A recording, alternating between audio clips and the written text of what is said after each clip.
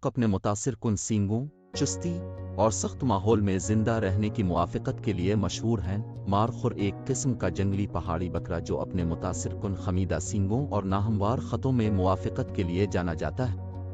वो दुनिया के मुख्तलिफ हिस्सों के पहाड़ी इलाकों में रहते हैं, बशमूल अल्पस, हिमालय और रॉकी माउंटेन में।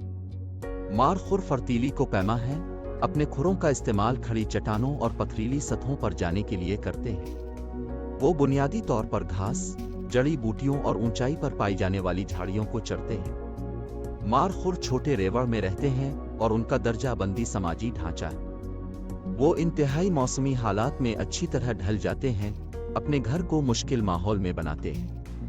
मारखुर की कई अक़साम हैं, जिनमें मारखुर यूरोप, एशिया और अफ्रीका के नाहमवार और पहाड़ी इलाकों में पाए जाते हैं। मारखुर की मजमूई तौर पर 6 अक़साम हैं, जिनमें एल्पाइन मारखुर, न्यूबियन मारखुर, वालिया मारखुर, हस्पानवी आइबेरियन मारखुर, एओर साइबेरियन मारखुर और जंगली बिक्री शामिल हैं, जिसे मगरबी एशियाई मारखुर भी कहा जाता है। अल्पाइन मारखुर को स्टेनबोक और बकीटन के नाम से भी जाना जाता है और ये Italy, France, Germany, Switzerland, Bulgaria, Slovenia और ऑस्ट्रिया में यूरोपीय अल्पस के पहाड़ों में बर्फ की लकीर के करीब रहते हैं। ये आमतौर पर सतह समंदर से तकरीबन 2,000-3,000 मीटर 6,000-11,000 फुट की बुलंदी पर पाए जाते हैं। मारखुर के बड़े सींग दिफा, साथियों को राग़िब करने और गलबा कायम करने के लिए इस्तेमाल होते हैं। मारखुर सब्ज़ी खुर हैं और बुनियादी तौर पर घास, झाड़ियों और दीगर पौधों को खाते हैं जो उनके पहाड़ी रहाइशगाहों में पाए जाते हैं। मारखुर इंतहाई चुस्त को पैमा हैं और खड़ी ढलवानों और चट्टानी खतों में आसानी के साथ चले ले जाने के काबिल है। साइंसी तौर पर मारखुर की नाम से भी जाना जाता है। इन काबिल ज़िक्र मखलूक़ात ने साइंसदानों, मुहिम जोई और फितरत के शायकीन की दिलचस्पी यकसा तौर पर हासिल कर ली है, जो मुख्तलिफ सकाफ़तों में अपनी बका की शानदार हिकमत अमलियों और उनकी अलामती अहमियत दोनों को ज़ाहिर करते हैं। इस तहक़ीक़ में हम मारखुर की दिलचस्प दुनिया का जायज़ा लेंगे, उनकी जिस्मानी ख़ुसूसियात, रहाइश, तर्ज़ अमल और इंसानों और कुदरती दुनिया के साथ उनके ताअम्मुल के वसी तनाज़ुर को तलाश करेंगे। मारखुर अक्सर छोटे गिरोहों, आरेवड़ में रहते हैं, जो आम तौर पर मादा और उनके जवानों पर मुश्तमिल होते हैं। मारखुर नर ज़्यादा तन्हाई पसंद होते हैं, अफ़ज़ाइश के मौसम में रेवड़ में शामिल होते हैं। अफ़ज़ाइश आम तौर पर मौसम ख़िज़ा के आखिर में होती है और मर्द गलबा और ख़वातीन तक रसाई के लिए मुकाबला करते हैं। मर्दों की ऊंची आवाज़ें और ताकत का मुज़ाहरा दर्जाबंदी कायम करने में किरदार अदा करता है।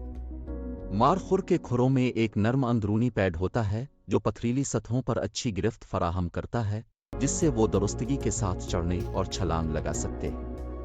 मारखुर को अक्सर लोक दास्तानों, अफसानों और उन ख़तों के फ़न में नुमायां किया गया है जहां वो पाए जाते हैं, जो ताकत, चुस्ती और लचक की अलामत है। अपनी पुरकशिश शक्ल और मुनफरिद रवैये की वजह से मारखुर जंगली हयात के शौकीन अफराद और पहाड़ी इलाकों का दौरा करने वाले सयाहों के लिए भी एक इंतहाई मुतवज्जे का बाइस बनते हैं। अगर आप किसी खास पहलू पर मारखुर से मुताल्लिक मज़ीद मालूमात चाहते हैं तो वीडियो को मज़ीद देखने से पहले चैनल को सब्सक्राइब करें और कमेंट सेक्शन में लिखें। मादा मारखुर अपने बच्चों की परवरिश में अहम किरदार करती है। वो तकरीबन 6 माह के हमल के बाद एक बच्चे को जन्म देते हैं। नौजवान मारखुर हैं, यानी वो निस्बतन खुद मुख्तार हैं और पैदाइश के फौरन बाद अपनी माओं की पैरवी कर सकते हैं। ताहम माएँ अपनी औलाद की हिफाजत और परवरिश करती रहती हैं जब तक कि वो खुद को संभालने के काबिल ना हो। वो यूरोप के पहाड़ों में सबसे मशहूर जानवरों में से एक हैं और पूरी दुनिया में पहाड़ी सिलसिलों के गिर्द यकसा तौर पर काबिल रहते हैं। मारखुर का शिकार जब बहुत हद तक बढ़ चुका था, जिससे उनकी नस्ल बुरी तरह मुतासिर हो रही थी। कदीम ज़माने में जब तिब पर ज़्यादा रिसर्च नहीं हुई थी तो मारखुर का शिकार मुख्तलिफ इलाज करने के लिए किया जाता था। 1800 की दहाई में मारखुर के शिकार पर पाबंदी लगाई गई। मारखुर के शिकार पर पाबंदी 1875 से मौजूद है और उनमें चामूसा, सुर्ख हिरन और रूह हिरन के साथ साथ मारखुर भी शामिल थे।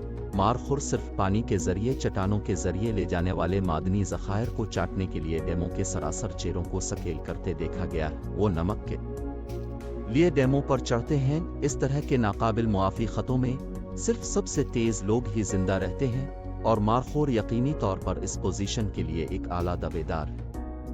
انہیں صرف پانی کے ذریعے چٹانوں کے ذریعے لے جانے والے معدنی ذخائر کو چاٹنے کے لیے ڈیموں کے سراسر چہروں کو سکیل کرتے دیکھا گیا ہے۔ مارخور انتہائی پھرتیلے ہوتے ہیں اور ان کے کھر سکشن کپ کی طرح کام کرتے ہیں جو انہیں پتریلی خطوں پر گرفت میں مدد دیتے ہیں۔ یہ سبزی خور ہیں اور گھاس، پتوں، پھولوں، کائی اور ٹہنیوں پر غذا کھاتے ہیں۔ وہ درختوں میں اونچے کھانے تک پہنچنے کے لیے اپنی پچھلی ٹانگوں پر کھڑے ہونے کے قابل ہیں۔ مزید ویڈیوز دیکھنے کے لیے پہلے ہمارے چینل کو سبسکرائب کیجیے، لائک اور کمنٹ سیکشن میں اپنی رائے دیں کہ آپ کو یہ تحقیق کیسی لگی۔